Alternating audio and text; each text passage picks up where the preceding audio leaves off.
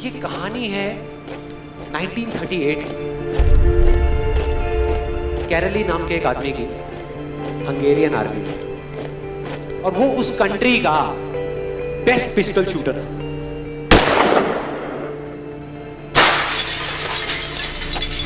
जितनी भी national championships हुई थी उस कंट्री में, उसको वो जीत चुका था। और सबको ऑलमोस्ट कंफर्म था कि 1940s में जो ओलंपिक्स होने वाले हैं उसमें गोल्ड मेडल कैरली को ही मिलेगा। और उसने सालों से ट्रेनिंग करी थी। उसका एक ही सपना था, एक ही फोकस था कि मुझे अपने इस हाथ को दुनिया का बेस्ट शूटिंग हैंड बनाना है, बेस्ट बनाना है, बेस्ट बनाना है। और वो कामयाब हो गया, उसने बना लिया बेस्ट शूटिंग हैंड। सिर्फ 2 साल का फर्क था। 1938 में एक आर्मी का ट्रेनिंग कैंप चल रहा था। क्योंकि वो आर्मी में था तो एक एक्सीडेंट हो गया। उसके उसी हाथ में जिससे उसने गोल्ड मेडल जीतना था, उसमें एक हैंड ग्रेनेड फट गया और वो हाथ चला गया। जो उसका सपना था, जो फोकस था, सब खत्म।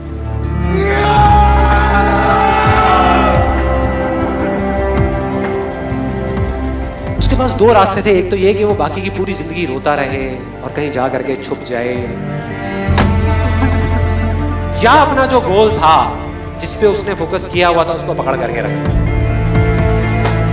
तो उसने फोकस किया उस पे नहीं जो चला गया था, जो उसके पास नहीं था।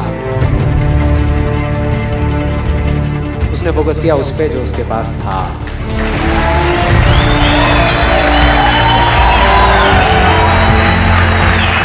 जो उसके पास था।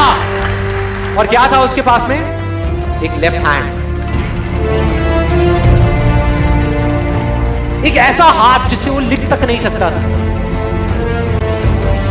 1 महीने तक उसका हॉस्पिटल में इलाज चला इस हाथ के लिए, और सही 1 महीने बाद अपनी ट्रेनिंग शुरू कर दी इस हाथ के लिए।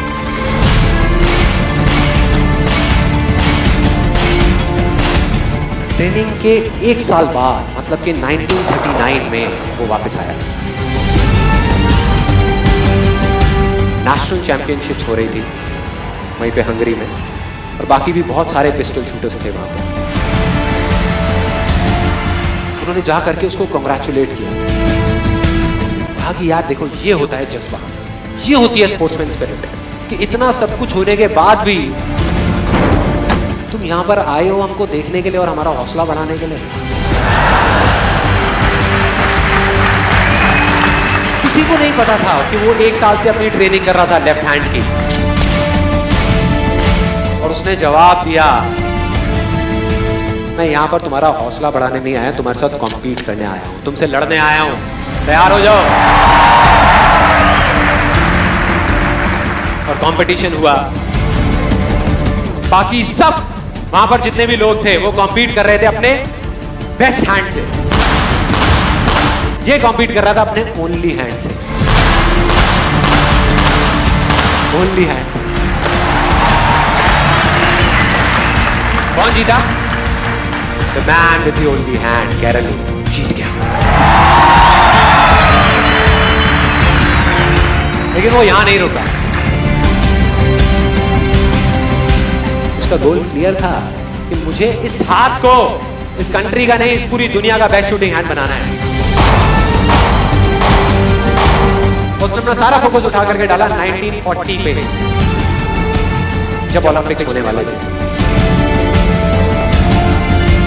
लेकिन 1940s के ओलंपिक्स कैंसिल हो गए वर्ल्ड वॉर की वजह से।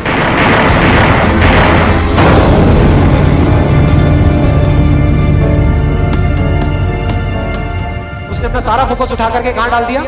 1944 में जो ओलंपिक्स होने वाले थे उसके ऊपर। 1944 में जो ओलंपिक्स होने वाले थे वो भी कैंसिल हो गए वर्ल्ड वॉर की वजह से। फिर से कैंसिल।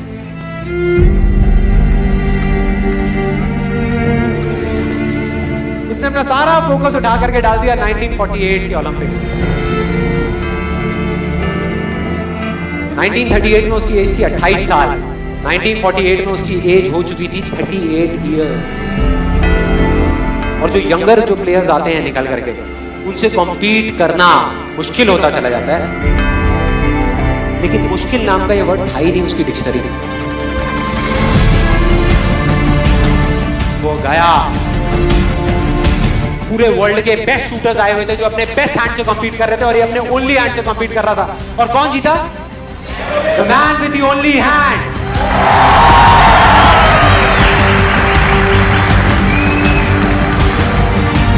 लेकिन वो तब भी नहीं रुका। 1952 ओलंपिक्स, दोबारा कॉम्पीट किया उसने, और इस बार गोल्ड मेडल कौन जीता? गैरल ली। 4 साल बाद दोबारा से, और पूरी की पूरी हिस्ट्री को बदल करके रख दिया ओलंपिक्स। इस पर्टिकुलर कंपटीशन में उससे पहले किसी भी एथलीट ने लगातार 2 गोल्ड मेडल्स नहीं जीते।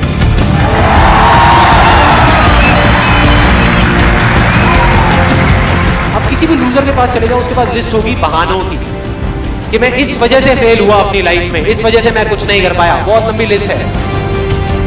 और दूसरी तरफ विनर के पास चले जाओ, उसके पास में 1000 वजह होगी वो ना करने की जो वो करना चाहता है, सिर्फ एक वजह होगी वो करने की जो वो करना चाहता है, और वो कर जाएगा।